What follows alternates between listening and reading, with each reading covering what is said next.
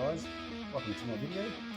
Today I'll be showing you how I installed a 5th scale size servo into the Traxxas Xmaxx. Now the standard servo ended up dying on me, no surprise there. I don't think they're that good, to be honest. The bearing in the top started falling apart. I noticed that the turning circle ended up becoming bigger and bigger every time I went to turn around, and there was a little bit of water found inside it, surprisingly. So I opted for the D845 waterproof high-tech servo. It's quite a large servo. Trying to figure out how to install it was going to be a bit of an issue, trying to figure out a way to install it because it's so big. So I've done a bit of research, looked on a few forums, looked on YouTube videos, and I noticed that people installing large servos into the Xmaxx were hacking out and cutting out the chassis quite a lot. I wanted to move away from that setup just in case you're out somewhere bashing and you've got spares with you and you break the chassis and you want to quickly swap it over. So this is what the usual people are cutting them out right here. So what I come up with was this bracket here. Now, can you see it right there? Now, it took a bit of milling around, and mucking around to fabricate. It looks like it weighs a bit. The standard servo, I think Traxxas says weighs about 103 grams, whereas this one here supposedly weighs 227 grams.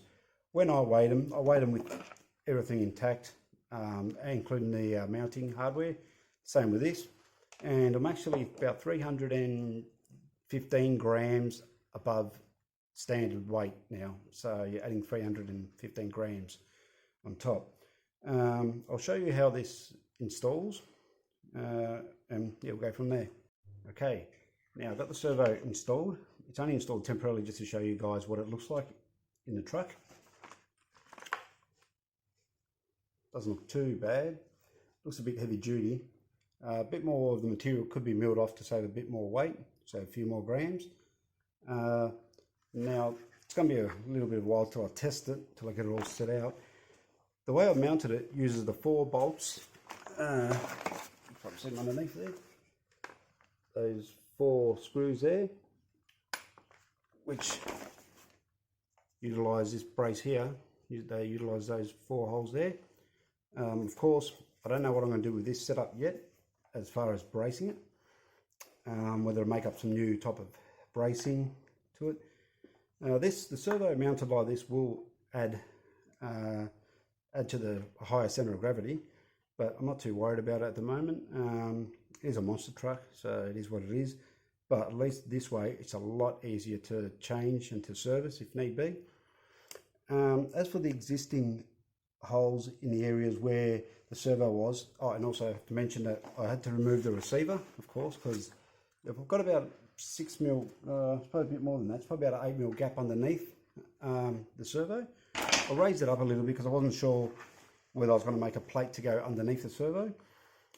With those voids in there, I'm going to fill them up probably with maybe some styrene or something like that. That's not going to absorb water, but it's not going to hold mud either. That's to come at a later date, of course. Now,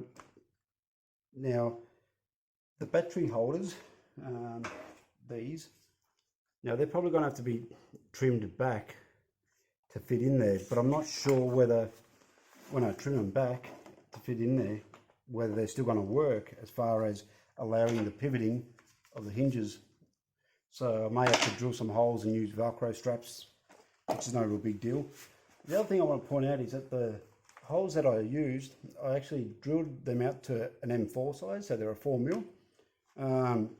So the only mods you really have to do to the chassis if you end up snapping it is pretty much drill out those holes to suit M4 instead of the M3s that they use.